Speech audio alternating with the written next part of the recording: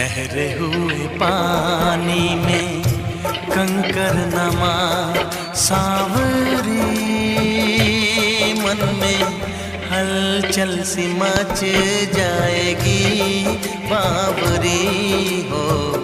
ठहरे हुए पानी में कंकर नमा सांवरी, मन में हलचल सी मच जाएगी बावरी हो। ठहरे हुए पानी में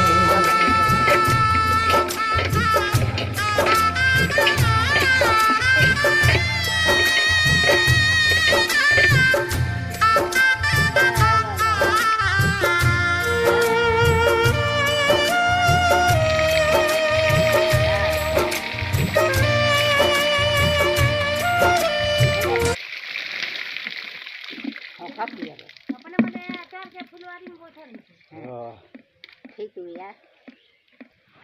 हाँ